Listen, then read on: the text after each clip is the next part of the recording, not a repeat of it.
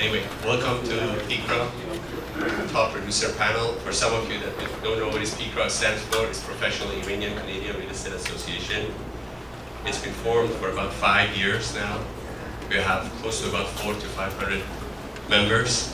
And this morning we are blessed. We have a great group of people, top producer in the city of Toronto, that they have taken their valuable time and willing to share their knowledge and their inside information that some of them that they have achieved for the last probably 20 to 30 years.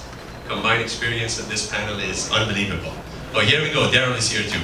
Good to see you. Hey, rule number 1, have a calendar and follow it. So obviously Daryl didn't have the calendar. So how are we going to do this? Next 45 to 60 minutes, we're going to have some questions from our panel. Please do not interrupt them. Write down your question. We're going to have a 30 minutes Q&A session. And would you please also shorten your answer to about 2 minutes so we can basically get everybody out of here for about 11:30. So without further ado, I'm going to start introducing everyone on this panel. I will start alphabetically, so in order that there will be fairness to everybody. So first person, Fatima Bregman. Fatima Bregman, born in Mozambique, have lived in Toronto most of her life, over 10 years in residential real estate, extensive experience in corporate marketing and banking to complement her unique approach to the business of real estate, specializing in luxury homes, chairman and Hall of Fame of recipient and top 100 RE/MAX Canada. Let's give her a round of applause, please. Michelle Frase, more than 13 years in the business. The key to her success is simple. Never lost sight of the pride people that take in their homes. Over 30% market share in her farm area, Durham region, Diamond Award recipient and top 100 RE/MAX Canada. Sylvia Morris has been selling real estate in Markham for approximately 26 years. Lived in Markham area for 35 years. Her dedication to her clients and her real estate career has enabled Sylvia to become a realtor in the top 1% of the Toronto Real Estate Board and among top 10 in Canada for Century 21. Daryl King, 28 years and still going, born in Toronto. Long-time residents of the York region, one of the biggest individual advertisers in the Liberal, the community newspaper. The knowledge and expertise has been the pillar of his success. Pinnacle Award recipient, #1 team in York region, #4 team in Canada with Royal LePage organization. And finally, our good-looking guy, Paul Zammit. You know, bald guy, you're always good-looking. So, Paul Zammit focused on the grit that lies in the entire Toronto area. Paul has been the top-selling brokerage in the area since 1996. Paul's team is a reflection of the commitment to professionalism. Paul, #1 agent for the amount of the listings sold in Thornhill area out of 37,500 active agents in the same area for 9 consecutive years. Ladies and gentlemen, thank you very much for coming. We're really blessed to have you here. So, first question is for everyone. I will actually pass the mic to you. I don't need the mic. So, first question. How do you stay visible to people? Good morning, everybody. How do I stay visible to people? Well, I do a lot of cold calling and I do a lot of door knocking. That's one of the things that I really enjoy doing. That's something that I've been doing for a very long time.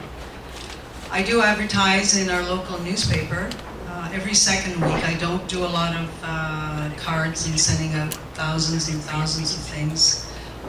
I basically prospect, door knock, and cold call. Thank you. Paul, same question. How do you stay visible? Well, I do. Hi guys. Well, generally speaking, I try to. I don't do buses. I do bus benches. I do garbage cans. I do direct mail. Past client calendars. I do door knocking. We do open houses. A lot of open house signs. You know, that type of thing. I mean, know, I think it's important to be, you know, communication on any level, whether or not you just want to be in front of people on a shelf life basis or just speaking to people at an open house on a weekend. You know, I think the whole idea is just to get out there and talk to people, and whatever's going to help you create that conversation. That's what you know, we want to be. We want to be in that in the mode of making deals, and you got to be belly to belly, face to face with people eventually. For me, it was always branding myself versus my company. You know, I've been doing it basically 30 years. And I'm in, you know, many different magazines. I mean, that's one of the things we do. But I think what's most important is having my signs out there. I mean, you drive by pretty well anywhere, you're going to see my signs in my area.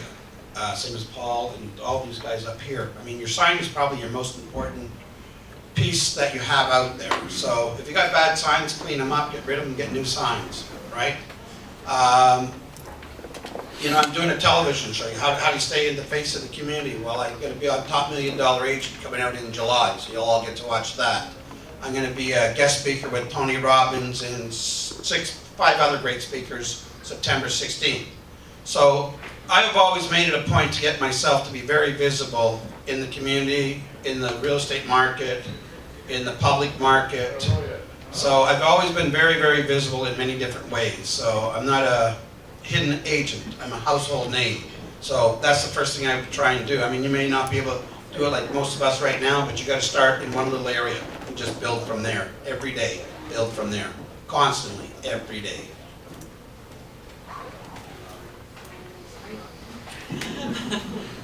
For myself, I believe in door knocking, definitely.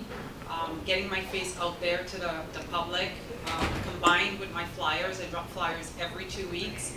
We drop about 15,000 flyers. We started off with 5,000, then we moved up to 10, then we moved up to 15, now we're at 30,000. And it's just a matter of like staying consistent with something. And if you're going to focus on a farm area, I think you need to door knock, show people that you're not just a face on a card. Let them meet you.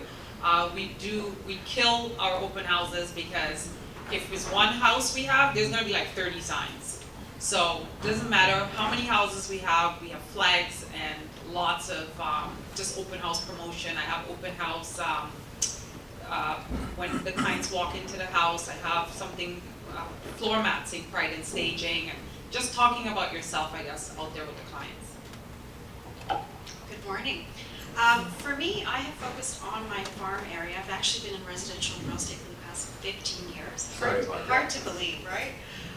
So I have a targeted area of about 6,000 homes that I focus on religiously. I would say that the last 2 years I ramped that up. I drop at least 3 pieces of unaddressed ad mail a month that are going out, so that's 6,000 every time. I make it a point to be at my open houses so that I'm always meeting people in the neighborhood. And I also make sure that I have at least 16 open house signs for every open house I do. So if there are 2 open houses we're doing consecutively on the weekend, there'll be 32 signs out in the neighborhood, which makes a big difference. I don't cold call, I don't door knock, but I do also do evening open houses, and they're usually a party. I usually get 30 people out in the neighborhood, and we have wine and we have cheese, and I find that that creates a lot of visibility for me, and people like to come out to the parties. Thank you. Next question, it's a 2-part question. What are you doing differently this year to adjust to our current market, and how would you predict the market? Can start any of you. Basically, I'm doing a new TV show. I mean, it hasn't come out yet, but that will be the biggest thing that I've got coming out this year that's different than I've done TV shows before. This will be a series. So it's going through that experience, and your time is very, very consumed. So time constraints is everything. You know, we'll do the Anthony Robbins speaking. That'll be different. We'll have 7,000 people there. You're all will be invited. We'll be going out socially today, everywhere. But it's just staying on top of everything, every day. You know, you can't just do something one time, because this is what the biggest failure that I would say most realtors have is inconsistency. No plan and no consistency. So really, you need a plan Because without a plan, nothing's gonna get achieved. So if you have a plan and a goal, then every day work to achieve that. And if you do that every day, you're gonna get to where you need to get to. And how do you predict the market here? Right now, the market in Vancouver, they think Toronto is crazy. Vancouver is off the map. So it's not gonna slow down anytime real quick. As long as we have immigration and low interest rates, the market's gonna stay hot. So, you know, you see a lot of people are downsizing and capitalize on how crazy the market is. And I say to buyers, well, you can't hesitate not to get in now because the prices keep increasing. You won't be able to afford to live here. So, you know, that's how I look at it. Thank you. We're doing something called integrity pricing, and I'm a little you know how you price something at $9.99 and all of a sudden, you know, the thing's worth $1.2 million, $1.3 million, and you know, you're gonna do the multiple offer, and you know, you're trying to do this whole 7-day thing, and all of a sudden a bully offer comes in, and then you have to let everybody know, and you know, I mean, we've all been doing that, and let's face it, it's like, you know, it's risky, you know, the value of the house is gonna show up anyway. But what I found doing it for 4 or 5 years, and we've all been doing it, is that, you know, we're catching you guys off guard with, you know, you've got a nice, really, you know, good client for these houses, and, you know, we'll list it on a Wednesday, we'll phone you up on Saturday night saying we got a bully offer, and, you know, we're doing the deal now, and you're out to dinner with your friends, and you gotta call your client and say, hey, you know, that offer, we gotta do it now. And they're going, what? Right? I mean, across the board, the entire Toronto Real Estate Board, all you guys are like trying to have a life, and there's no way this is going to happen with this multiple offer thing. So we came out with something called integrity pricing, which is if the thing's worth $1,250,000, let's price it at $1,250,000. Let's do offers right away. If we need to do an open house on the weekend, terrific. But rather than getting into all these complications and trying to have you guys, you know, not having a life and being, you know, what do you mean? We got to do an offer Saturday night. You told us Wednesday. Based on being smart, technology, understanding how to counsel the client, bringing an offer respectable and firm in terms and conditions are really important. Let's do a deal that way. So listen, I don't know how many people are doing that. I could do $9.99 all day. I do a lot of listings, but you know, and I'm trying to help you guys. I'll be honest. I'm putting these listings out at the right prices, and I think you guys like to line up and go for multiple bids. Because I'm putting these houses out there and I'm saying, okay guys, let's do offers right away, but it seems like the $9.99 ones, everybody's being fooled and wants to line up. So listen, I'm just saying, if you want to do the $9.99, terrific. If you want to come and buy something for what it's worth and do an offer right away and not compete probably, come on down. Anyway, that's what we're doing different in this market. Well, as far as I'm concerned, this market has been going on for a long time. Whether it's a good market, whether it's a bad market, I have a schedule, I have a coach, and I stick to my schedule.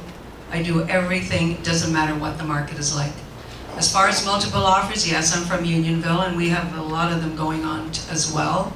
However, I am like you, Paul, I like to price the house correctly, because let's face it, the most important thing is our job is to get the best price in the shortest amount of time for our client. And that to me is very important. So as far as doing anything different in this market, I do exactly the same.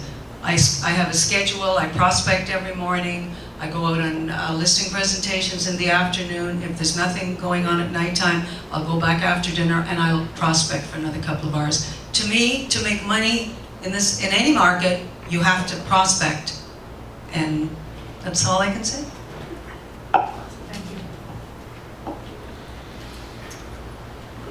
I don't look at the market, I just look at myself, focus on myself, and I think what you need to do is, like Daryl said, have a goal, Sylvia said, have a schedule, a plan, and don't think about the market. Let's not try to predict what we don't know what's going to happen.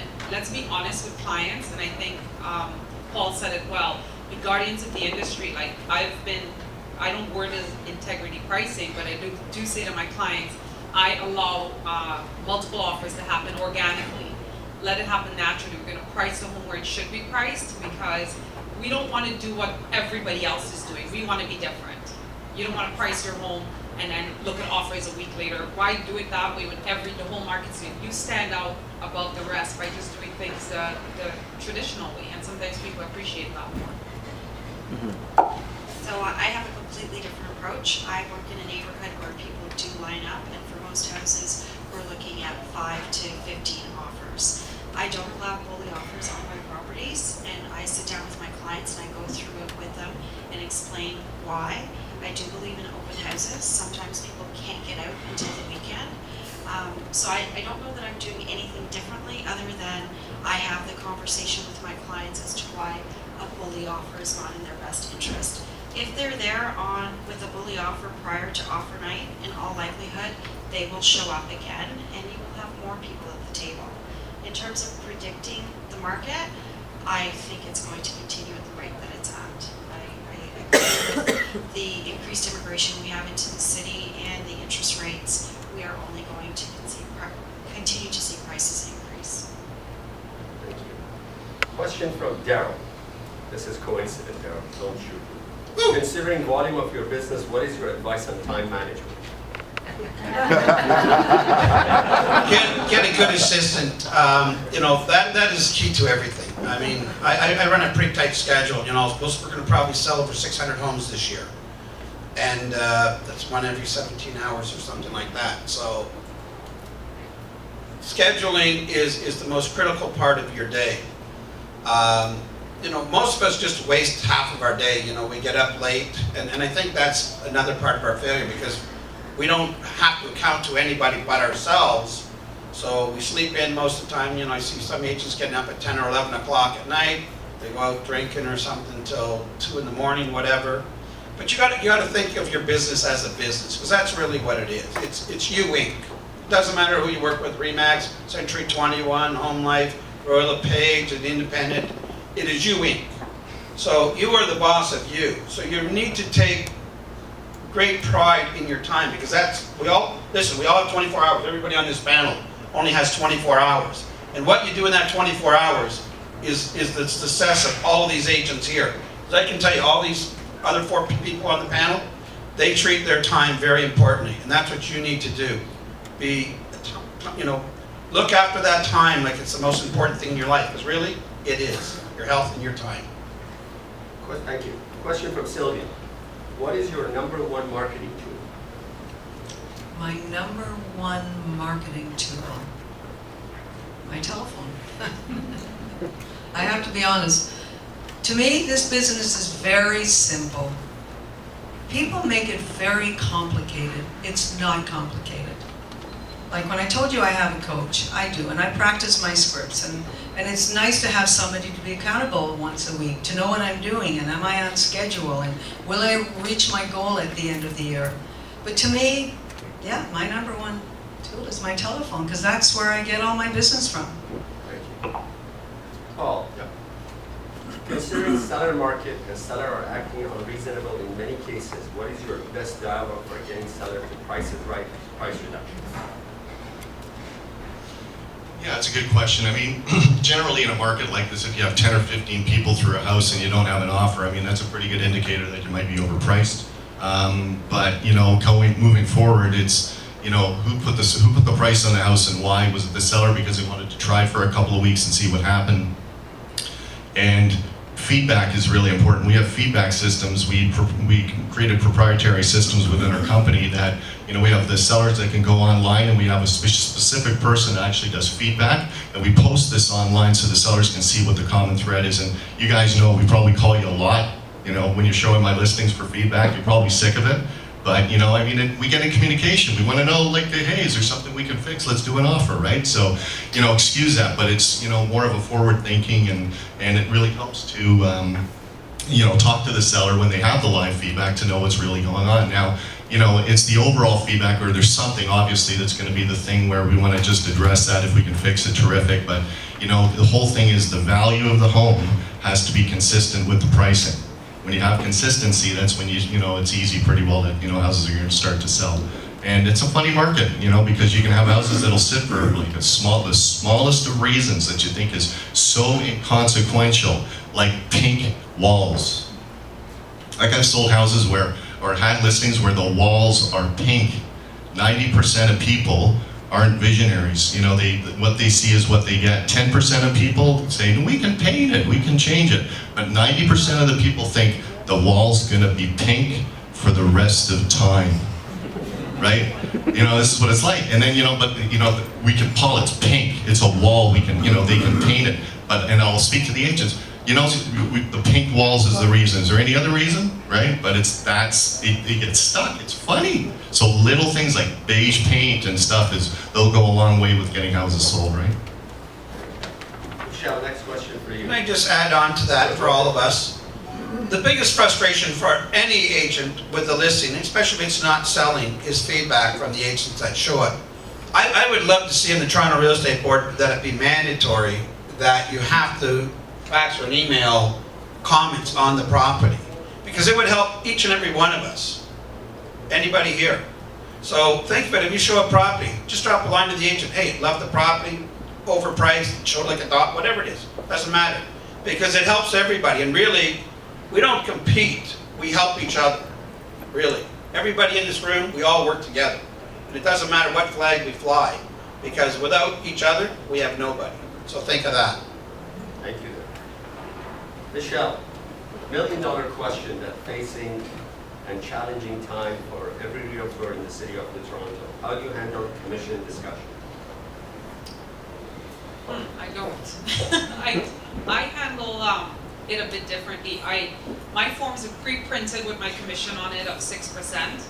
I lead the conversation away from professional fees. I don't call it commission.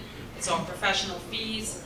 I don't discuss, your salary. I don't discuss mine. This is what we charge. I guess the way I present myself or show my value, it's not an issue. Really, when you just, and if they bring it up and talk about discounting, I see all the standard things that we should say. Discount agents attract discount buyers. If I can't negotiate, my commission, how am I going to negotiate the sale of your home? I think if you make people understand that commission's not the enemy, it's their friend. Agents are motivated by commission. It's the #1 marketing tool that you can use to attract the buyer to your home. Why would you want to discount that? Right? And that's the way I handle that. Anybody else would like to elaborate on the commission? Yeah, I like how she takes 6%. I love that. Share something. I usually tell them that the commission is included in the price. That's how we came to the price of the property, and the commission is right in there. It's structured in the price, and when they think of that, yes, I understand. I see what you're talking about. I'd like to add one more thing, actually. I use this sheet called net proceeds, and I think everybody's concerned about their bottom line. And what I do is just take off the fees, everything, show them what their net. Are you okay with this amount? Good, we're good to go. Sign here. That's it. Thank you. It's all simple. Question from Fatima. How do you motivate buyers to take action given the current market conditions? They are scared of the multiple offer, they maybe are over budget sometimes. So I like to have tight rein in terms of understanding where my buyers are at. So I start with making sure that they're working with one of my mortgage brokers. Once I have a good sense of what they can truly afford, then we can have a better conversation. But for me, it's all about educating the clients and transparency. I think oftentimes buyers feel that they're not getting the full information. So when I take up my buyers, I will tell them, we're looking at a house today at $699, but this house will sell between $825 and $850. So once they have confidence that you actually understand what's happening with the market and you're sharing the data with them, and I think that's helpful. When I get the line that I don't want to play the game is what people tell me. So I will say to my clients, it doesn't matter. 10 people can show up, 0 people can show up, 100 people can show up. At the end of the day, what does it cost to replace this house? What is this house really worth, and are you willing to pay for it? And hopefully by that time, they've gained enough market knowledge that they feel comfortable in assessing the price themselves. So my job is to always make it very collaborative with them, because it takes about 2 or 3 times before they get the house. Oftentimes they'll say, I just want to try. Maybe it'll sell and ask. And you sort of have to go through the process with them. But I think educating them and then them having confidence in their ability goes a long way. Thank you. Question for the whole panel. What is the one item that you need to have on your listing presentation? For me, it would be the discussion around staging. In the neighborhood that I work in, staging is critical, and so I have a very detailed area of staging that we go through. I have 2 stagers that work with me exclusively, and I can't fathom in the neighborhood that I work being able to not have that conversation, because I'm competing with people who have trucks, who have warehouses of furniture, who offer complete full staging for free. So that has to be a big part of my discussion on my listing presentation. Michelle? I think for me, it's my cancellation guarantee. If you can look someone in the eye and say to them, if you're not happy with my service, it's in writing. I'll cancel it at any time. And that really works for me. They feel very comfortable that, that I'm going to do what I say I'm going to do, because now I'm accountable, because otherwise I'll lose the listing. I also talk about them just going out and any sign that they see, my sold sign on, even if for sale, knock on the door and ask for a testimonial right then and there. I think I said, guaranteed, if you talk to any one of my clients, you're going to hear raving reviews. And I think that gives them that confidence that, My belief is having a good comparative market analysis. I mean, you've been around as long as I have, people know who you are, so you don't have to sell yourself anymore. But, if I didn't, I would say if I'm a newbie, I'd say, listen, I'm going to outwork any of these panel people, right? I'm going to do it individually, I'm going to outwork them, whatever. But having a good market analysis is really knowing what's out in the market. Because how can you price a house with authority if you don't really know what the price should be? And today, the price changes dramatically, so you really should do your homework. And I think, the fact that, you say you price it right, I mean, my average has been 99.49 for 30 years, pretty much. So pricing is the key to everything, because then your house is not going to stick around long, and people see that, hey, I had these sales and they were all basically close to asking price. So if you like the same, let's get started. Well, I have a guaranteed sale program, so if somebody buys one of my listings for a higher amount than the one they're in, we'll guarantee that if we don't sell their house in 90 days, we'll buy it for a guaranteed price, less commission, and an admin fee. So I have a clause that explains all that in my listing agreement. For me, they love videos. My clients love to get a video, and of course I also do staging. But I think the best thing that was ever invented was this coming soon sign. My clients love it. I tell them how people get excited about the listing coming out, and they're waiting for it. And I think it's a fantastic idea that we can do this coming soon. But I know my clients really love videos, and they can't wait to see their home on a video.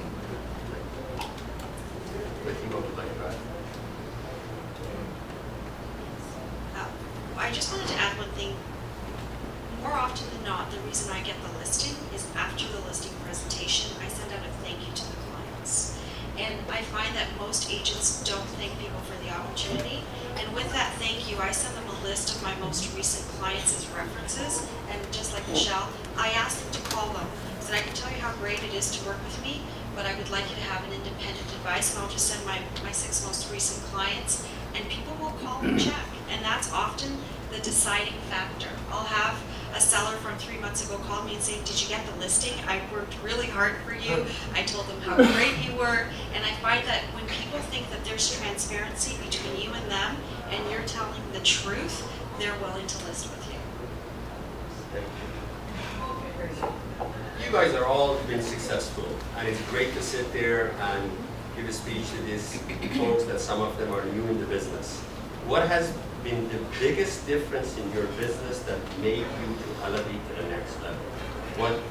One item that you could remember that was a turning point in your business. For me, it was coaching, being coached.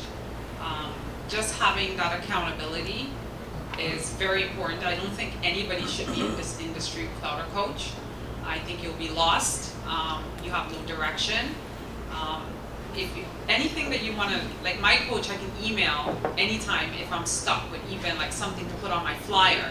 What can I say different this week that everybody else is saying? Just having that consultant there is, I think, great.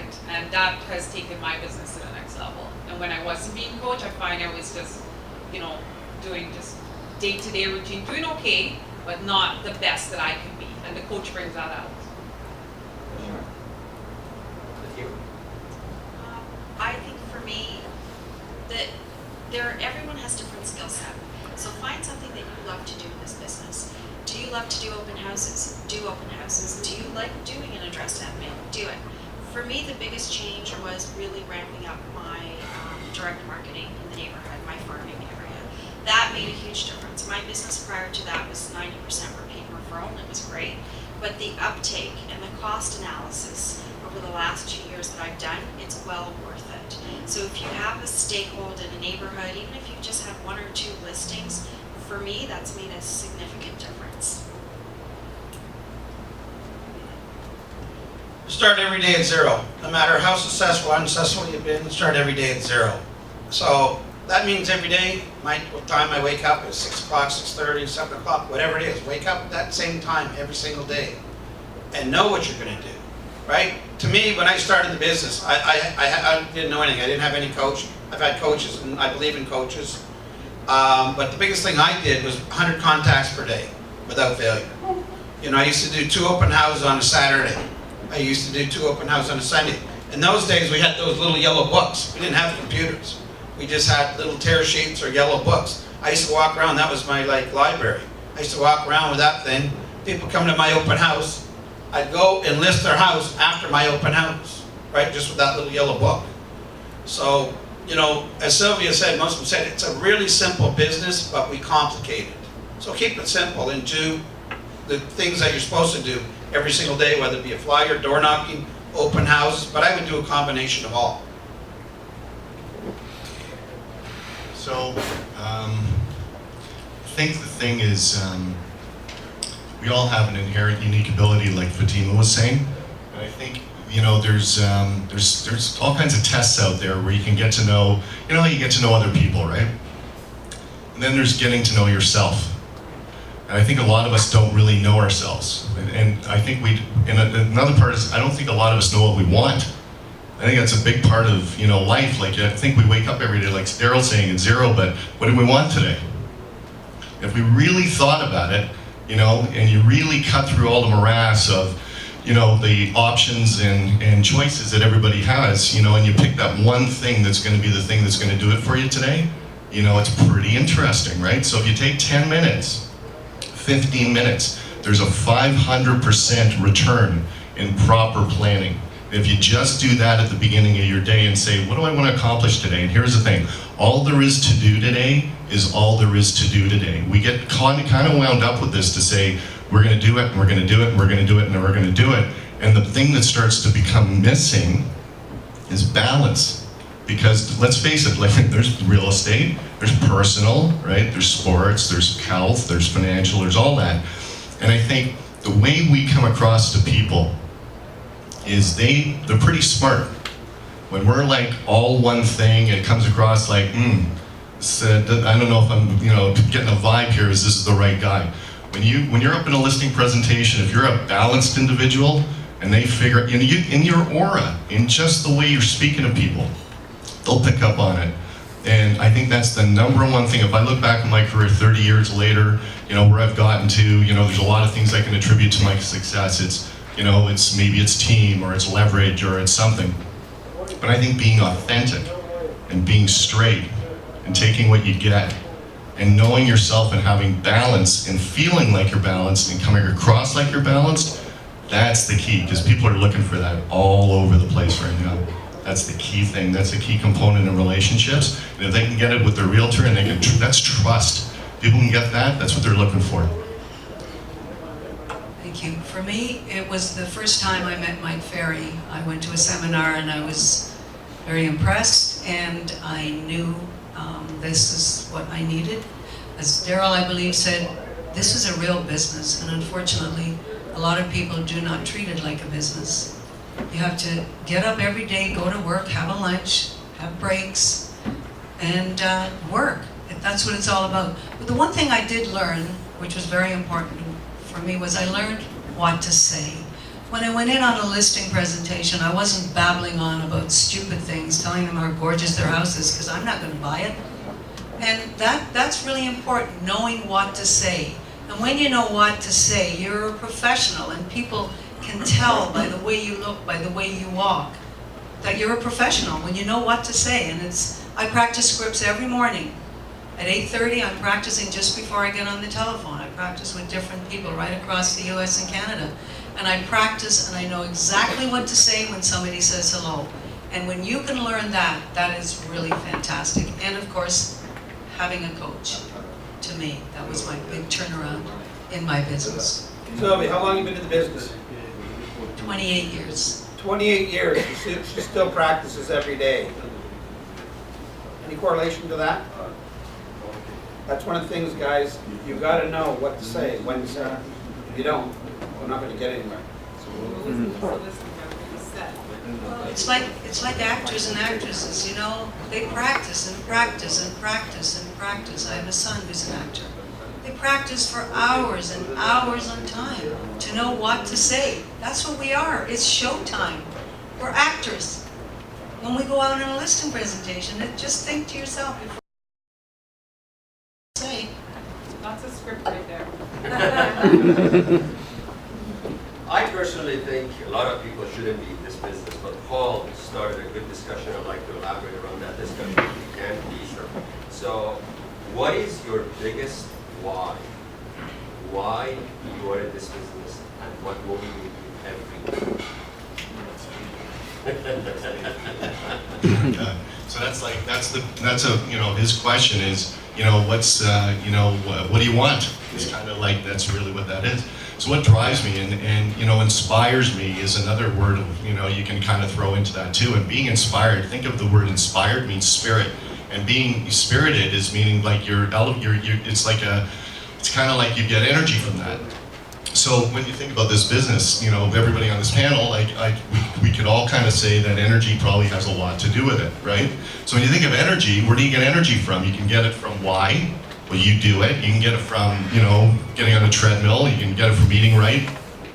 Whatever you can get, right, to keep your mind going and, and your drive and everything else. But let's get back to why. So I've got 2 kids, and, I'm separated. I'm in a, new relationship now, and, I'm happy. I'm just going to say, like, beyond anything, there's this level of, I do this business not from the standpoint of just wanting to be number one in my market or, wherever I'm at. It may have been a reason at one time. It was a pretty good reason.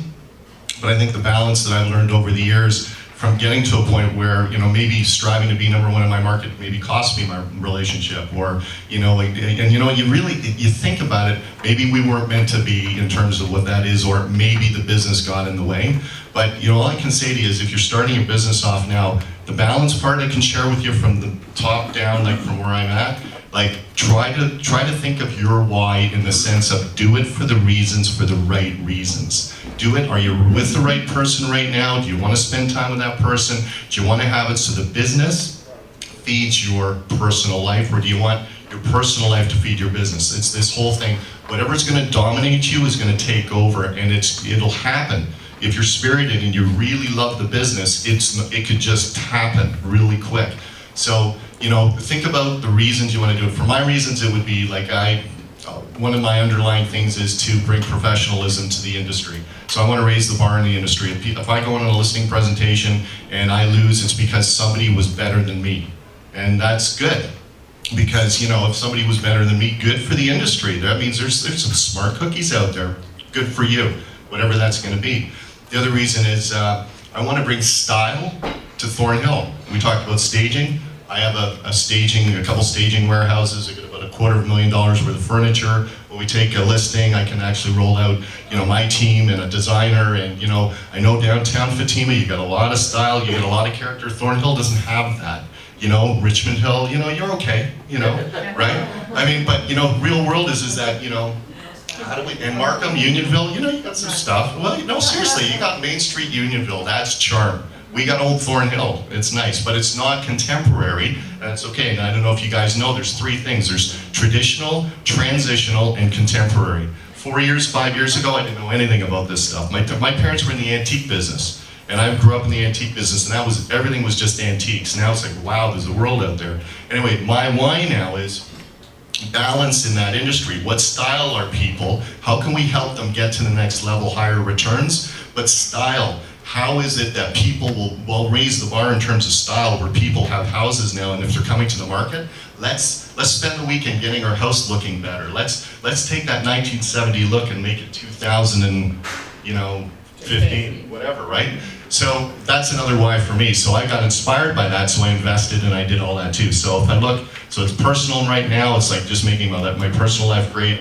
You know, I'm constantly improving my business model, my staff, you know, making my relationships with my team. I've got a team of 15 people and 8 administrators. I want everybody on my team to be a team player. This isn't an individual thing. We're all working together, and I want my guys drive me. You know, when you get to a level where you're hiring people, another reason for why is when you hire people, you can drive them. It's simple that they can get motivated by you, but you want to be inspired by the people you hire. So if you've got talent will really get you to the next level. So I got guys on my team, I walk into the office, I feel I'm taken care of. I got people around me that are just great people, and they're at levels of, they can carry a conversation, they're just, you know, they got my back, and they make everybody look good, and they're just good people. So that's another why for me. So it's just, the main thing is find out your why, you know, again, check. Spend some time, think about it, what drives you, you know, and that's a big part of every day. You know, if you get up, you'll get that energy, that extra gas in the tank. And then, you know, somebody told me years ago, you know, people are either batteries included or batteries not included. Which one are you? Sylvia, your why? I have 2 simple answers to that. Number 1 is I like getting their home that they're in love with and they really want it so badly, and I am the one that is getting it for them. And number 2 is the money that goes along with it. That's my 2 whys. Honest answer. Honest answer. There you go. You know, as you revolve around this business, being in a long time, I mean, competitiveness was always, for me, I always played competitive sports. I was going to be a medical doctor before real estate, but I didn't believe in living in their box and in their dreams versus my dreams. So, you know, I come from a small background. My father always said, treat others the way you want to be treated. So that's where I got the real treatment, and that's where the king involved.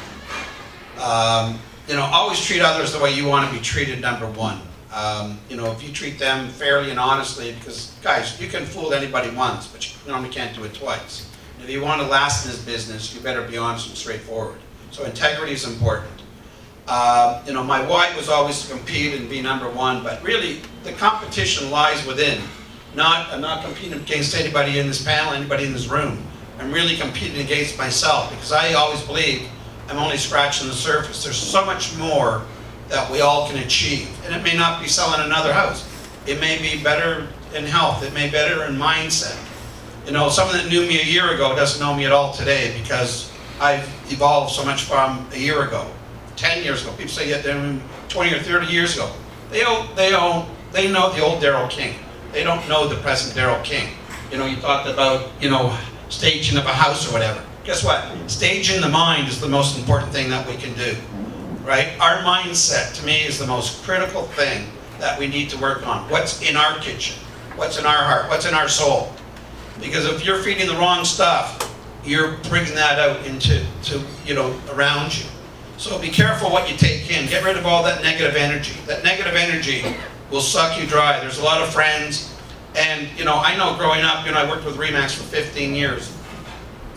And, you know, I was like everybody, starting from ground zero, but as you grow constantly, people like you, but they like you in a different way. They're sort of envious, or they're backstabbers, or whatever the case might be. So don't worry about those people. I don't care what other people say, because it's not about them. It's about you, your family, your friends, your clients, and that's what you need to look after. Number 1 is look after yourself, look after your family, look after your friends, and look after your clients. And after that, you know, if someone wants to love you, they're not like it, that's their choice. You can't pick who they like or they don't like. You know, so every day I work on my mindset constantly. I don't work so much on scripts anymore. I mean, I've worked on that for many years. I used to have 2 role play partners every single day. I worked on that constantly, 6 o'clock in the morning to 7 or 8 o'clock in the day. That we'd practice and rehearse scripts. So, but right now I work on my mindset and my soul and everything else like that.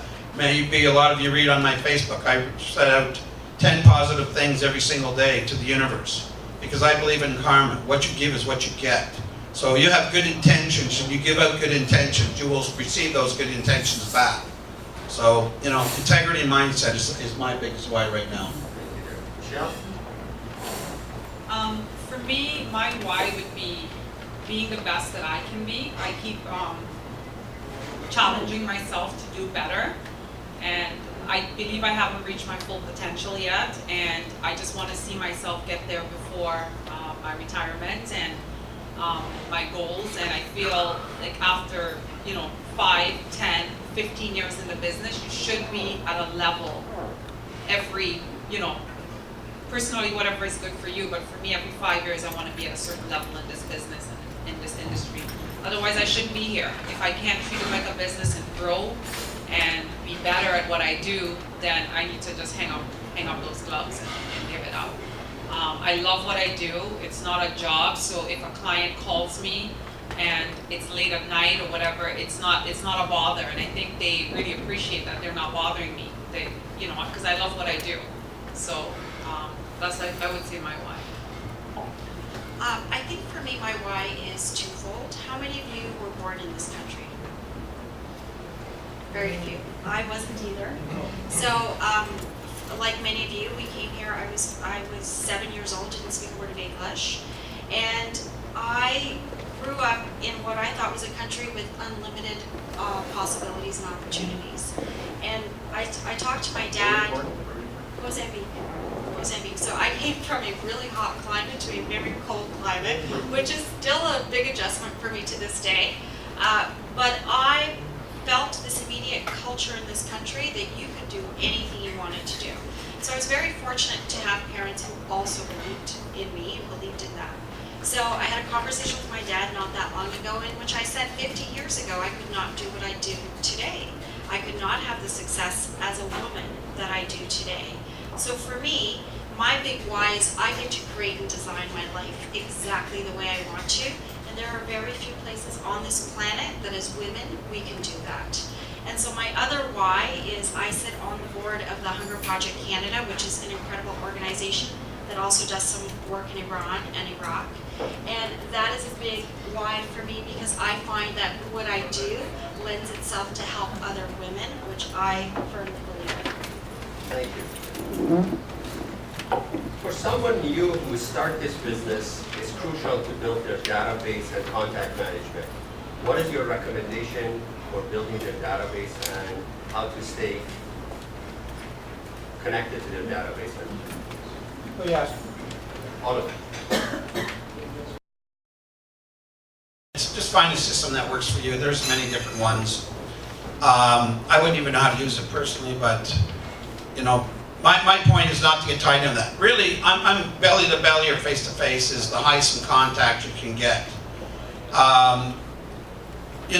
We all have friends, or we should all have friends and family. If we don't, then go find some culture that you're in, golfing or baseball or library, whatever it is, right? And develop them, right? But, when I first started the business, I was a young kid. I was 21 years old. Who wanted to buy a house from a 21-year-old kid? Interest rates were 21%. So I just knew that it costs X, Y, Z, to cover a house. I figured that out. I sold 26 homes in my first year, when most agents couldn't sell 3. So, figure the Y, Z that, you need to connect and make it happen.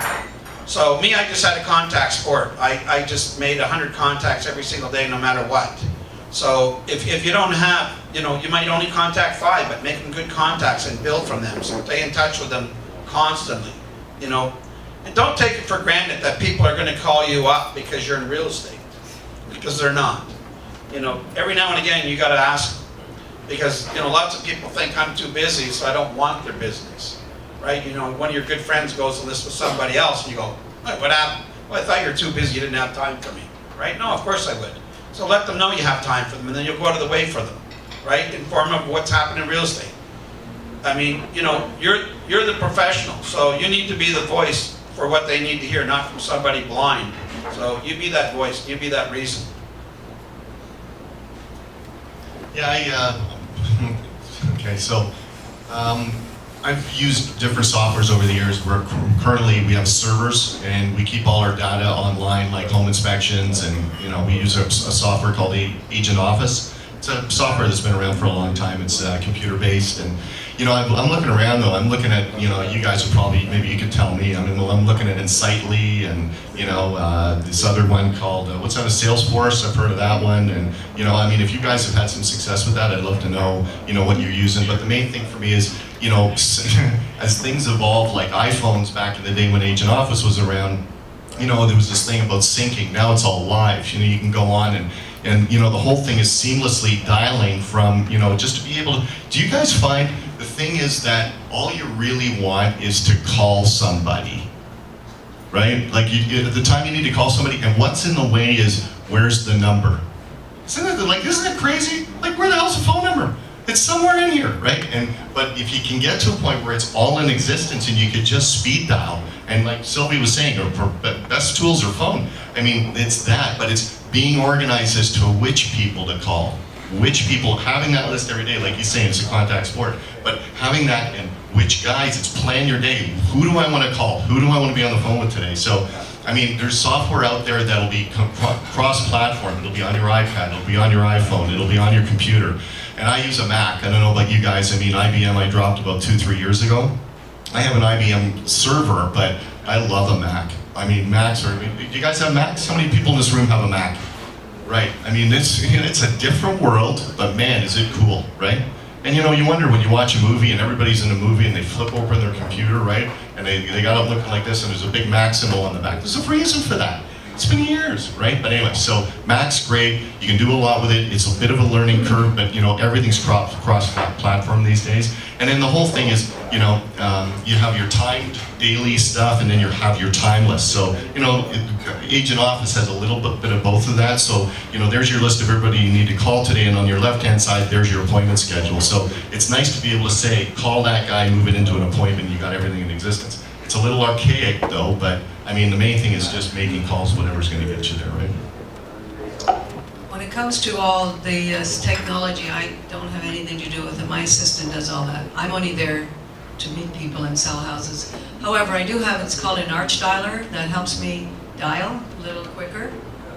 I don't have the one that I put one on hold and then someone else's, I don't have that one, but I have one that's great. However, for me, I know it's great to talk about all this technology and all this stuff, but the number one thing is, I think you've got to have the mindset, and you got to have the mindset to do this business. You got to want to be successful. You got to want to make money. You got to, like people, and look after them. And the next thing, of course, is skills. You got to have skills. Those things all go together, and if you can't get all them together, you're not going to be successful. So you have to treat it like a real business, have the mindset, and have the skills, and you will be very successful. Thank you. Michelle? We use Top Producer, and I have my clients like they're divided up into groups. I have core clients that refer business to me that I keep in more constant contact with. And then I have, the second core that, you just touch base with them every so often. Maybe they might want to sell again. And then I have people that I delete from my database that I didn't like. So you have to keep your database clean, short, to the point, and don't be afraid to walk away from appointments if you don't connect with that person. I walk away from deals all the time. If they want me to commission cut or whatever, I just get up and leave, right? Because that's not who I am. So you're not going to hire me for 3.5%. That's good. I use Top Producer as well. I don't look at it often, I must admit. My assistant looks at it and takes care of it. Very much like Michelle, if you have a bad connection with someone and you think that relationship is going to be adversarial, drop them. They will do a lot more harm to you and your reputation than if you take them on and cut your commissions. It's not worth it. I would say what I like to do is I love to throw dinner parties. So I like to do the things that I'm good at. So my core clients, I have dinner parties all the time, and I cook, and they have great wine, and I have fun, and those are the people that I like. And in this business, 2 or 3 times a year, I meet clients that I really connect with, and they become part of my core, and I like to throw parties and have them. I will say, for me, what I say to my clients when I go on a listing appointment and we start to work together, real estate is like a love affair. It's very intense, it's very intimate, it's very brief. You get to know so much about your clients that you normally wouldn't be privy to. And at the end of the day, you walk away from each other and you miss each other. But you want to have that connection. If you don't have it from the beginning, go knock on someone else's door. Surprisingly, with the Iranian, it's so difficult to keep the tie, but we are doing great. We have everything going well. Last question. What is your best advice for the group in this room that you can share? For me, I don't tell yourself because your competitor is discounting that you have to discount to match. For me, even last night, like I was competing against 2 top agents in Durham, and I didn't discount and I got the listing. I think at the end of the day, you have to not look at what's around you and just look at the client straight on and sell the client on who you are and your value. And I think once you stick to that, and like, I don't know why people discount the commission. They don't need to. They think they do. They have that fear that inside them. It's being able to have a passion. I mean, you either love this business or you don't. If you think you're just in it to make money, you might make a little bit of money, but you know, I have a greater passion than when I started in this business today. You know, are you going to go through some hard times? Absolutely. There's going to be days that you just want to go like, I want to quit. I want to walk away from this business. I don't even want to be in it. But you need to make those days short, right? You know, if you're having such a bad day, walk away. You take the day off. Go to the beach. Go hang out with some friends. Go get some love. What? You're going to have, everybody's going to have the days. I don't care who you are. But most of the time, be on your schedule. Be on what you need to do. And, you know, find a coach, find a mentor, join a team. There's many things you can do. Don't discount your commissions. I mean, if you want to make $50,000 and you discount your commissions, you're going to have to sell a lot more houses than you would if you didn't discount your commission. So discount commission is the worst way you can go. I mean, it's the best way out of the business. So, you know, if everybody stands their ground and works for what they're worth, then you're not going to have to work as hard. Just work smarter. Yeah, I mean, you know, I don't know how much, you know, the diversification in this room, who works for what company, what percentage of you guys are individuals, how many people work on teams, how many people think teams are bad, how many people think teams are good, how many people want to run a team because they want to be the team leader, not the team, you know, on the team, you know, but I'm just saying, think about teams, like Daryl's got a team, I got a team, you got a team, you guys got teams? Okay, so 4 to 5 have teams, right? So what I'm saying is you don't have to be a team. You can be an individual, you can have assistants, you can do all that. But what I'm saying is there's something in it that people join teams for a reason, or there's more opportunity, or, you know, when you think of brands like there's Remax and Royal LePage and all that, and there's Daryl and me, and there's, you know, Sylvia and you guys, and the way that works is that it's this level of back in 1985, 90 or whatever, it was the company was the brand, right? And then what happened was then the agent became the brand, right? So sometimes it's like you can be in your unique ability and where you're good. People are gonna, like, you know, Fatima, right? I mean, she's doing that and it's her name and it's happening. But it really depends on, you know, that brand can sometimes become really, really big. So there's sometimes more opportunity with teams than there is on your own. And the whole idea is to become different. What's gonna make you different? Differentiation, like, you know, Daryl can, you know, and myself, like this whole thing about why, you know, what do you bring to the table? You know, and if you're, you know, just the same as everybody else, it's like, well, we've got that already. I'm looking for something new. Tell me something. Get me excited. So what I'm saying is 2 things I can leave you with, and the question is about, you know, any advice? 2 big things are knowledge. What you offer people are knowledge and availability. If you're knowledgeable and you're not available, it doesn't work, right? If you're available but not knowledgeable, that doesn't work either. Think about it, right? So people are like, they say to you, can we go see a house tomorrow night? No, I'm busy. That's not working. You might know what you're doing, but you gotta be available. And that's the commitment to time. So that's what I can leave you with, those two things, knowledge and availability. And find something where there's a lot of opportunity and just like, hang in there for a while and see how it's like. Have a positive attitude. People love to hang around people that are positive. They don't want to be with people that are negative. And hang around with positive people. It's very important in this business.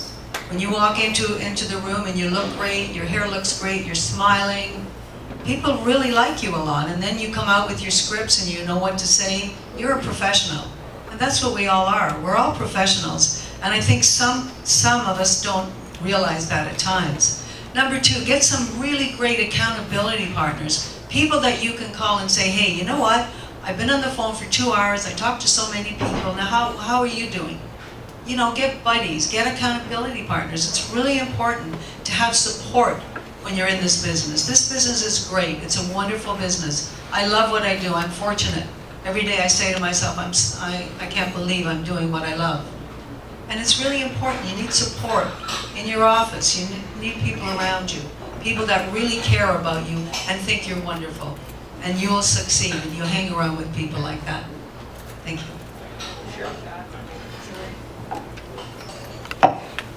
I would say lose the guilt that you charge so much money. You deserve it. Everybody makes a lot of money out there, and we're no different, or we shouldn't make money. So don't tell yourself, you're feeling guilty because you're working for thousands of dollars in a short period of time. They could do the same job, but they're not. So don't feel guilty. Go for it. Go for the jugular and charge the most commission you can charge. Could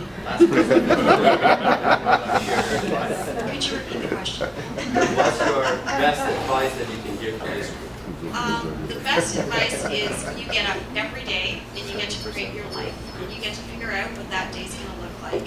So you make a choice every day. You roll out of bed, whether you're going to have a positive mindset for that day or a negative mindset. You will have people who will try to bring you down. Life is too short. If you have your vision of what you want to do with your life, then you can create it. I can't believe I get paid to do what I do. I think it's crazy the amount of money we get to make in this business. God, no. No, but I think for a lot of people, you're right. In the beginning, it's a bit of a guilt issue how much money you're making. But you get to create your life. And so many people, like you, and this is a lot of the work that I do with the Hunger Project, so many people on this planet don't get to make that choice every day. So what? You lost a listing. Go knock on 5 more doors and try to get another listing. We lead a charmed life. So my best advice is be grateful for the life you've been given. Thank you. I have learned this morning so much, but I'd like to recap some of the powerful words that you guys shared with this group. Guys, schedule, organize, consistency, system, prospect, farming, cold call, price is right, protection of our future and our market, sense of the cooperation among the team, honesty, find your big why, knowledge, coaching, unlimited opportunity in this beautiful country that we live. Ask for the order. Thank you very much.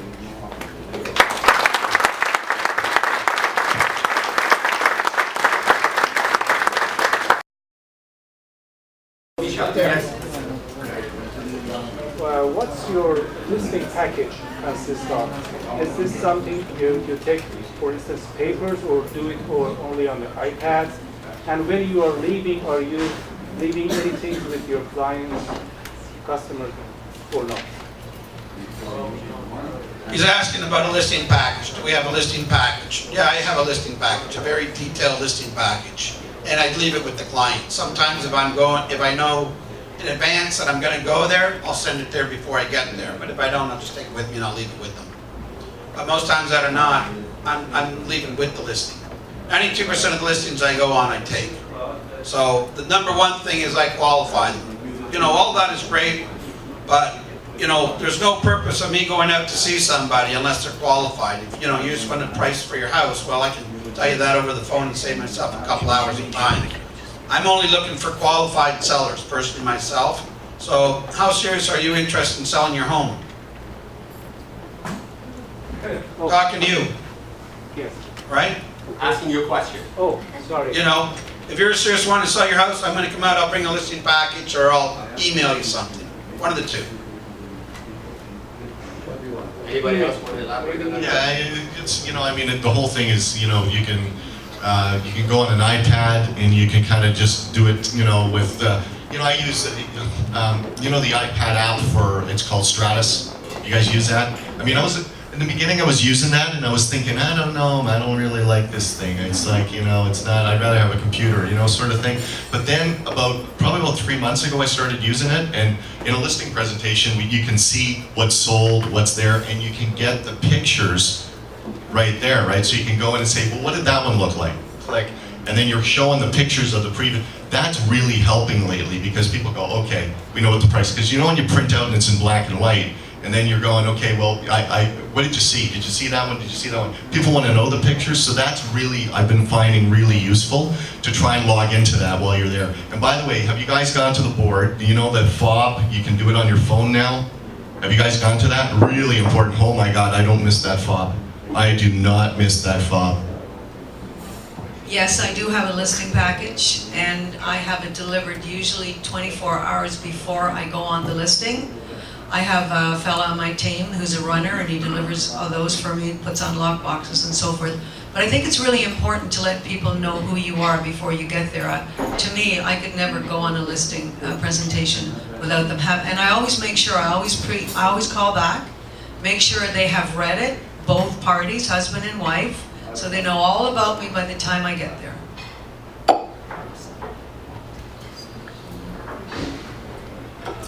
I don't leave anything behind. I do all my presentations on my Mac Air and go through all the photos and everything with them.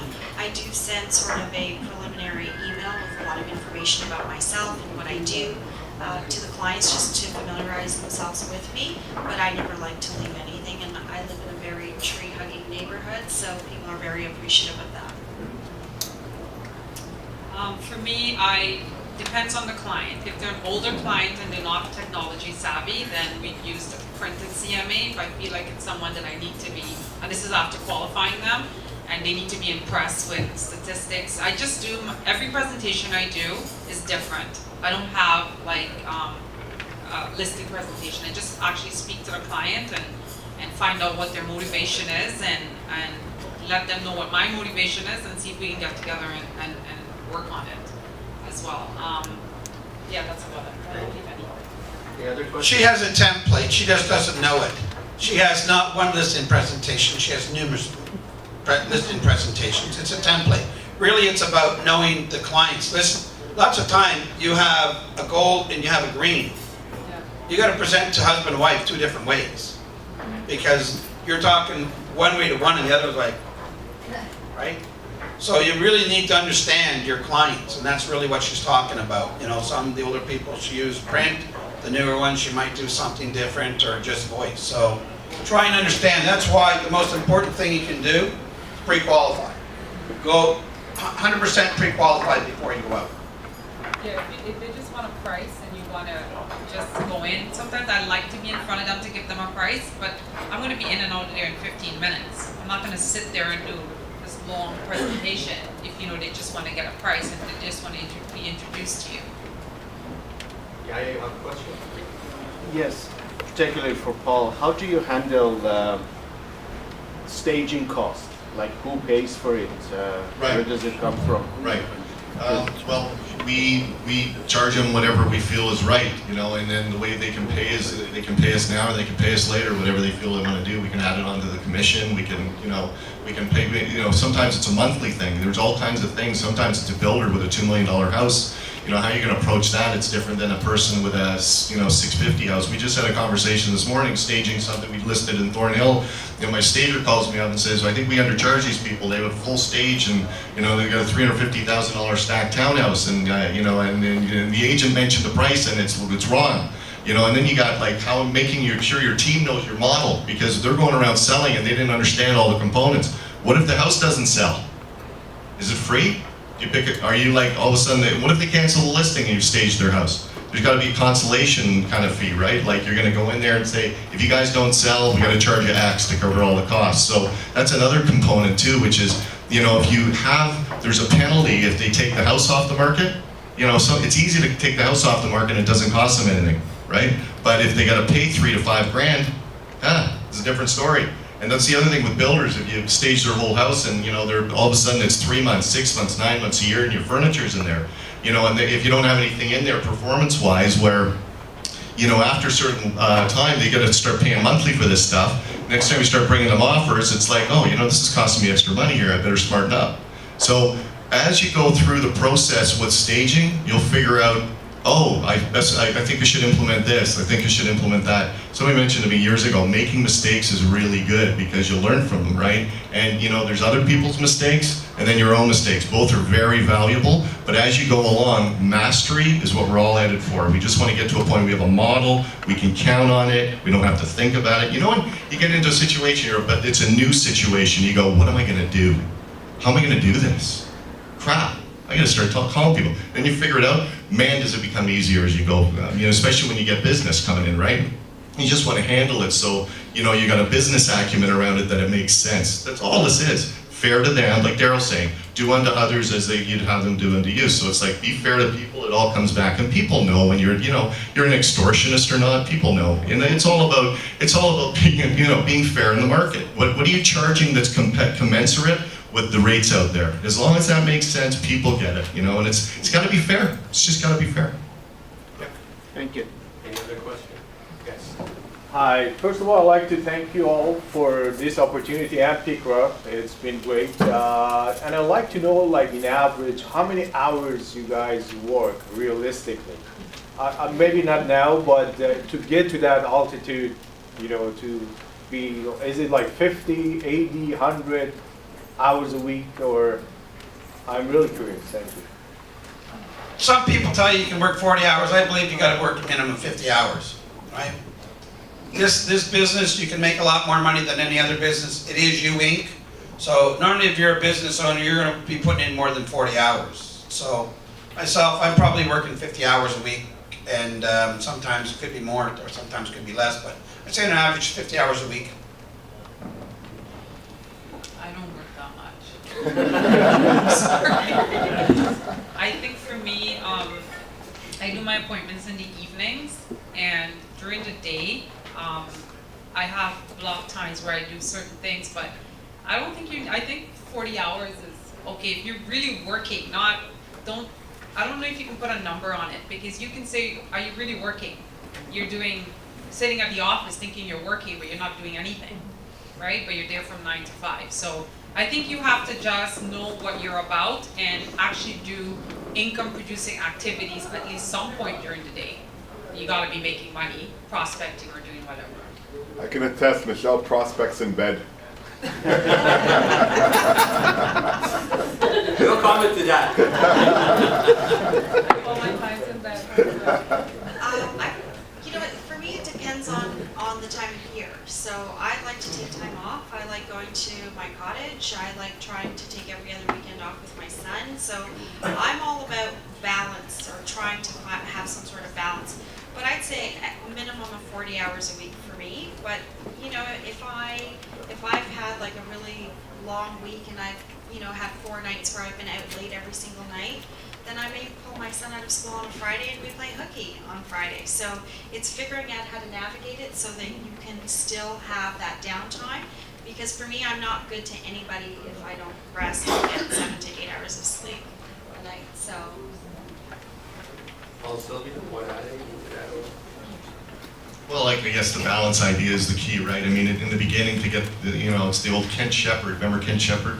Kent Shepard, he was my broker for 10 years. I worked with Steve at Remax Hallmark there for a while, and then Kent Shepard at that time was, if you're in this business, starting off in this business, it's like a plane, right? To get it off the ground, right? To get it to 30,000 feet, you got to do whatever it takes to be able to get that plane off the ground. And it means like, okay, in the beginning, maybe there's not so much balance, right? But it's like it's almost like you work every day, no matter what it takes to get that plane to 30,000 feet. You throw it on autopilot, then you have that balanced life. But listen, this isn't 9 to 5. This isn't like you guys are getting paid hourly. There's no ceiling and there's no basement to what kind of money you can make. But the thing is, and it's delayed gratification too. This is all, oh my God, I was 20 years old when I got into the business. It took me 8 months to make my first deal. 8 months. It was like I got in November, I think it was May, June the next year was my first deal. I remember going in and out of the office. I'm going, this is interesting. I don't know how to sell a house, but I love going in and out of the office. But by the time you figure it out, you can start getting good at it. But anyways, do whatever it takes, spend the time, go crazy, go overboard, make it 24/7 if you have to. Figure it out, get to 30,000 feet, and then you can pull back on the reins and take some time off and leverage your time with your team. I'm like Daryl, I would work probably 50 hours a week. I may even work more than that, because I'm constantly thinking of my goal, and if I'm not reaching it, I have to work harder and harder.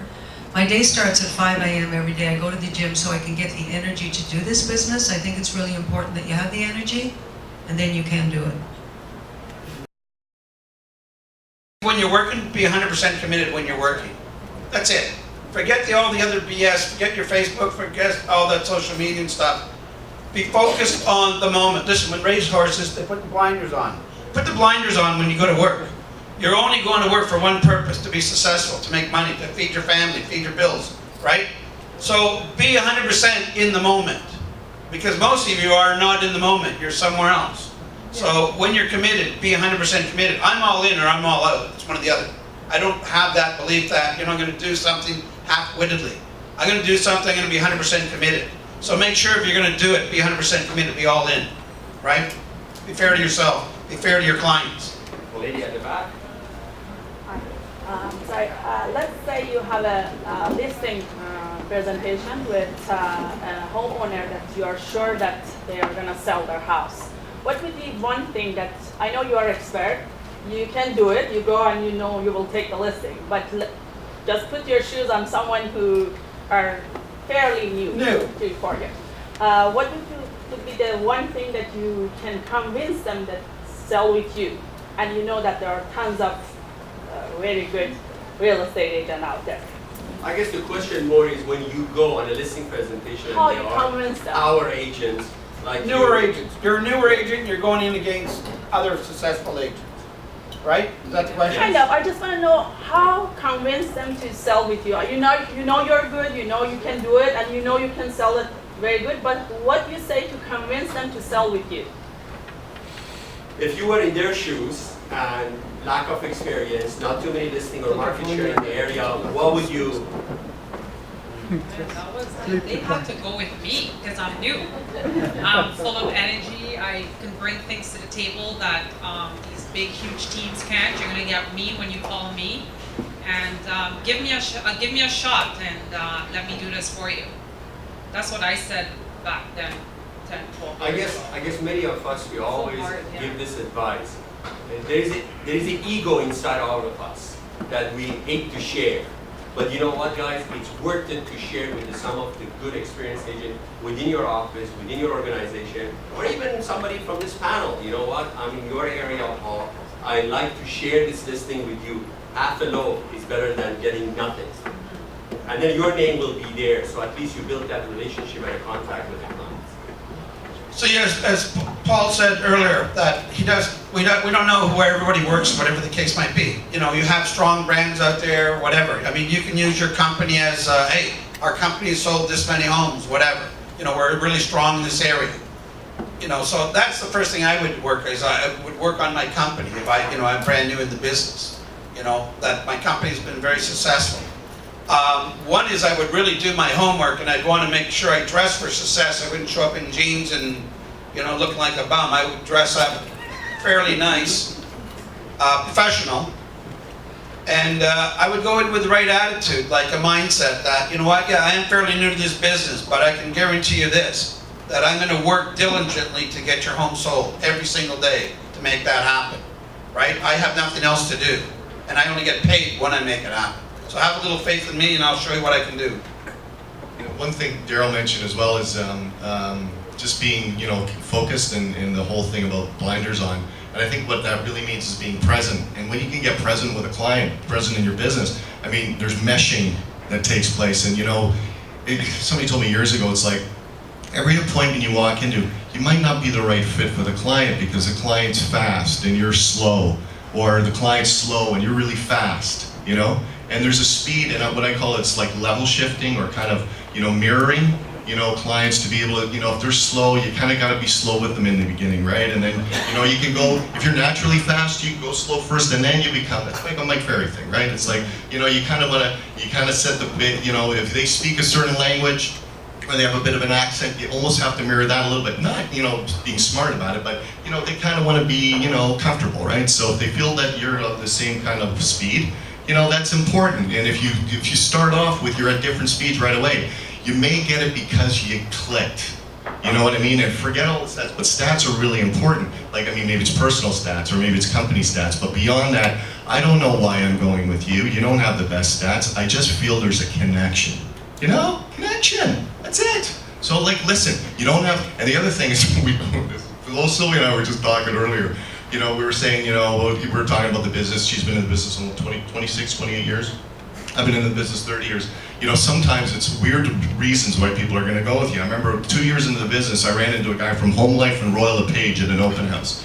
And I'm sitting there, and I'm in the open house, and I'm walking around, and I'm listening to them talk, and the one guy says to the other guy, geez, you're doing really well. And the one guy says to the other guy, yeah, but I'm not that good. But you know what I've learned? And the guy says, what? He goes, it's not how good you are, it's how long you last. Sometimes you just got to be around for a long time and they remember your name. Sylvia's getting calls from like 25 years ago. I'm getting calls, and Daryl's getting, we're all getting calls from years and years ago. But if you don't have that, focus on that, the meshing and the connection, oh my God. Hey, and like Michelle said, you know, Paul, you're never going to see Paul. He's a team leader, he's a figurehead, he's on a poster, you know, is he, you know, blah, blah, blah. But the bottom line is, try me. You know, when they call me, you see if I'm going to show up or see my team going to show up. If it's in my market, guys, I'm showing up, I'm sorry. It's going to be me. But anyway, that's another story. Something that is very good for you guys to know. When I first got in the business, the same person with the same name as me, Sylvia, was #1 in Canada, and I started in the business. And of course, you know, sometimes I go to a door and they think that I was her. Sylvia. Anyway, but you know what's really good, and I wish I had learned it in the very beginning. I've only learned it in the last little while. Try and get to know their personality. Like, if they're a driver, all they want to do is they want to know the price and they want to know what their house is worth. They don't care about anything else, you know? It's a little bit difficult to learn, but just slow down or try and listen to them, like everybody said here. Listen to how fast they speak. You know, if they're analytical, you're going to spend a little bit of time and have patience with them. But if you could learn that, that would be great, and I think that would be very helpful. Somebody new going out. And you could also say, by the way, I have more time for you than all those other agents with all those teams that are always working. They have no time for you. I have tons of time. And then if you can plug into their personality and try and talk to them, it will be great.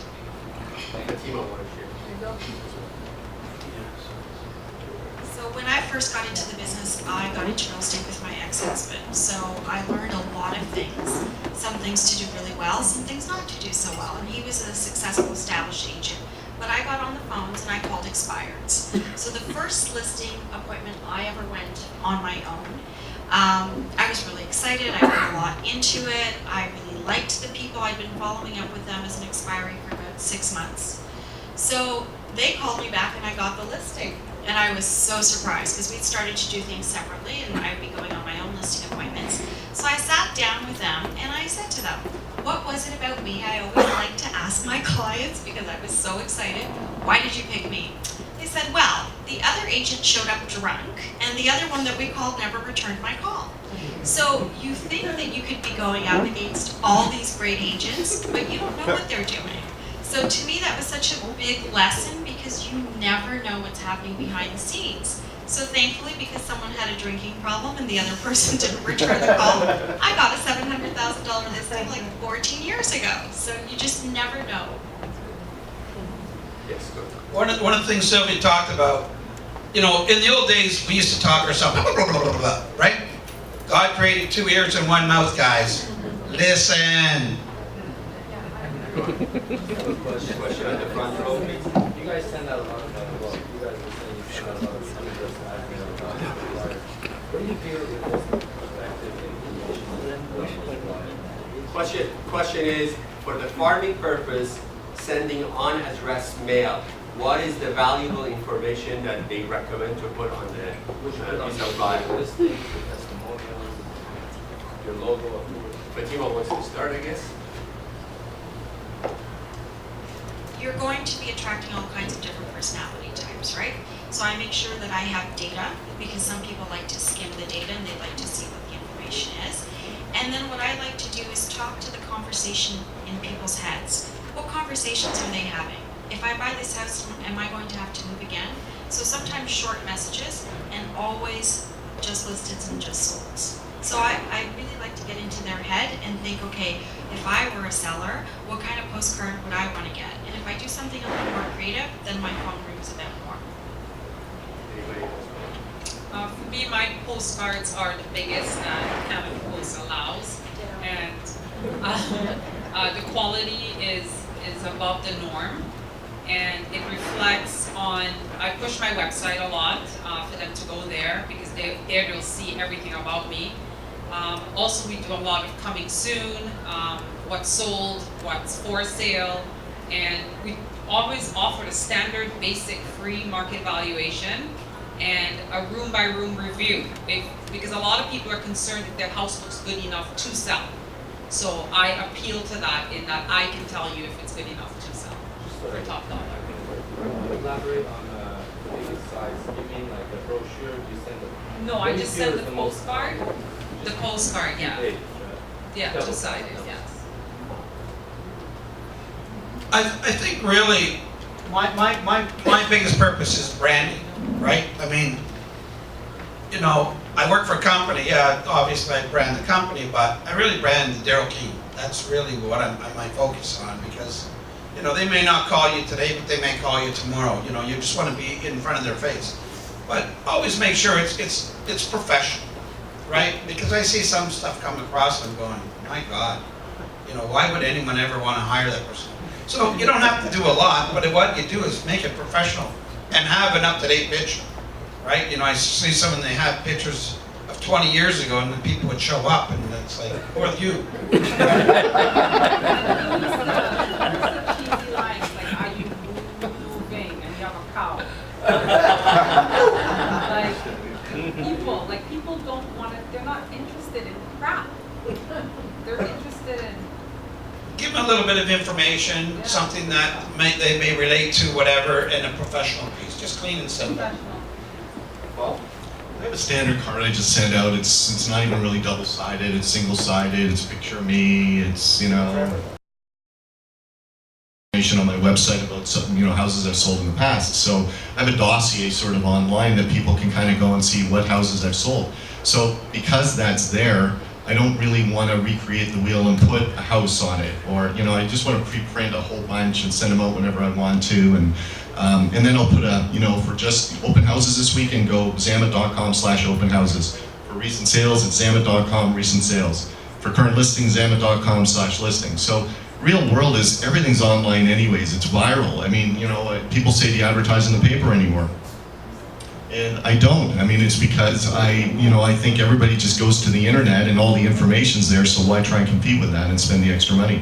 I'd rather reinvest, you know, anything I'm doing paper-wise, I'd rather invest that into things like staging or other components of my business where, you know, people are going live to MLS.ca, because the market's so fast, by the time you put an ad in the paper, the house is sold. And it's really not all about me. It's about getting the actual houses, you know, more money, and, you know, thinking about a consumer as to, if I'm looking for a house, I can't look at the paper. House is probably sold by now, you know, that kind of thing. I don't do massive mailings. I do occasionally when I sell something over asking. I don't, like, I'm not in Toronto where there's millions of people. I'm in Unionville, and it's a small place. And I will send it out, just something, a listing that was sold over asking, picture, and, you know, and that's basically all I do. But I don't do that stuff very often. When do you feel the best time to send out Whenever you feel like it. whenever? Well, right after it's sold. Like, is there like a particular day of the week? Is Is it better for the family to get it on the weekend? You don't know when it's gonna get there. If you're putting it by mail, you have no clue when it's gonna get there. Consistency. Snail mail. Yes, sir. Sorry, quick question. Any coaches you guys recommend for team members, or sorry, team leaders that are essentially running teams and, you know, they want to get mentored on how to run their teams better? Any coaching system that any of you guys would recommend? For team leaders. Well, the coaching system I recommend is Mike Ferry. I think he's the best in the world. Paul, what about you? I did Mike Ferry while I did landmark education. That was really good just from a people perspective and understanding. I did a lot of landmark. What else? I did, what was that one with Bill Renault, with Coach Ken? Yeah, I did Coach Ken for a year. Bill Renault was my coach for a year. I did some of that. And, you know, it's all good because, you know, it'll get you in gear and start to, you know, open up your blind spots as to what you're not aware of. And that, you know, a lot of that is really important to understand because I think we're all operating, we think we know what's important, but that those coaches will unveil a lot of that. Are you looking for a coach for a team, or are you looking for a coach as an individual? See, well, Coach Ken is having a coaching thing here in Toronto, July 28th or something like that. It's very, very expensive, $1,500 to $2,000.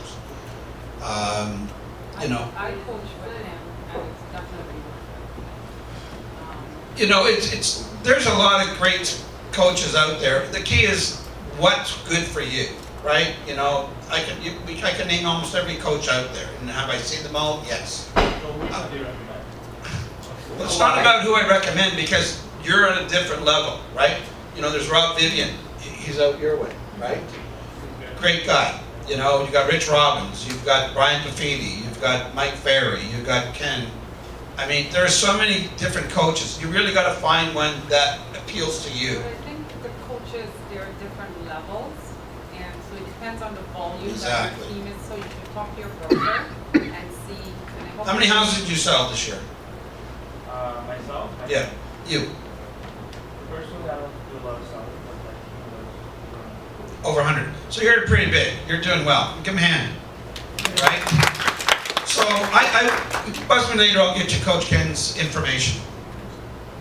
So, sorry, I'll pass that on to you. Just another tip was when I was being coached, I had one of my coaches, she said to me, so what's your goal? And I said, I want to be, I think at Remax at the time, I want to be top 10 in Remax or something, right? And she says, okay, so you want to map, kind of a roadmap to get there, right? Yeah, sure. What do you suggest? And she said, go pick the top 20 agents in Canada and go talk to them for a couple hours. So when the what do you call it? The conventions were on at Remax. You know, Terry Peronich I had lunch with. Guy in Vancouver I had lunch with. You know, just all over. You know, it was I'd sit down and go out of my way to be able to talk to these guys and ask pertinent questions, and they were competing with me in my market, so they give it up.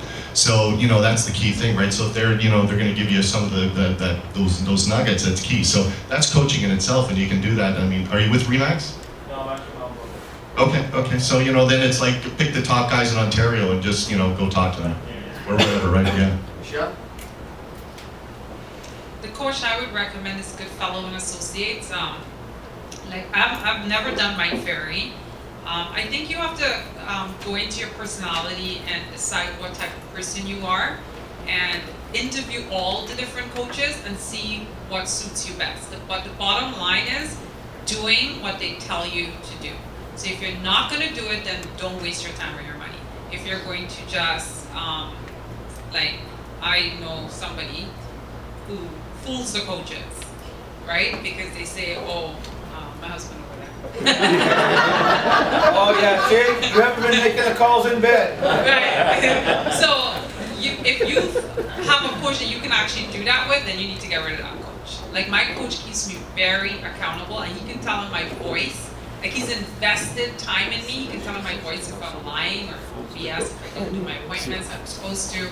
So I think you have to have that connection with that coach, and quickly get rid of them if they're not doing anything for you. Last question. My question is, how do you choose your farm area? Fatima said that she targeted 6,000 homes. How do you choose based on Well, I've lived in that neighborhood for about 17 years, and that's where I've done the So it was an easy selection for me. It also has a really high turnover rate in the city. People buy and sell in that neighborhood a lot, and that's important, I think, when you're mapping out a neighborhood. It doesn't matter if you have one dominant player. There are going to be people who don't like that person, right? Hard to believe, but there might be somebody who doesn't like Daryl, or Michelle, or myself, or right? So you pick an area for me that has a good high turnover rate. It's an area that you have some familiarity with or will gain familiarity. Easy access for you. If it's your neighborhood, all the better, because then you can get involved in your neighborhood on different levels and just keep pushing and plugging who you are. I did want to say something just back to the coaching, if you don't mind. I coached with my ferry system for a long time. It didn't work for me. I think what Michelle said is very true. It depends on your personality type. I could never deliver a script to save my life, but I can deliver the conversation. So if you know the answer to the questions, it doesn't have to be scripted, but you have to know your own internal script, how you're going to answer that question. And I coached with Ken Goodfellow, and he was the best coach I ever had. Look for what you need. It will show up, right? When you put it out there, you'll find it. Anybody else want to comment? Guys, you know what? Today was really a rare opportunity for us.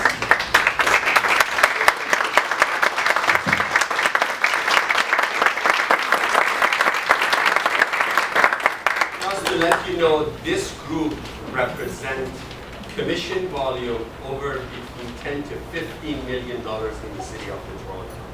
This group does close to, or maybe over 1,000 transactions. If you look at the board does about 90,000 transactions. So this group represents a huge number and a huge market share. And having them this morning, sharing their knowledge, sharing their secret. There is no secret, guys. Picra, the board member, and some of us will always get this question. What is the secret with these guys? The secret is the hard work and passion. If everyone wants to give me their card, I'll get you an invitation to September 16th. There will be 7 great speakers there. Anthony Robbins, Les Brown, Bob Proctor, myself. So it's going to be an all-day thing from 8 o'clock to 5:30. It's going to be at the International Center. So if you don't want to just drop your card here, I'll make sure you get that information sent out to you. And if it comes from me, you're going to get a discount on your ticket. The session is concluded. Thank you, everybody, for having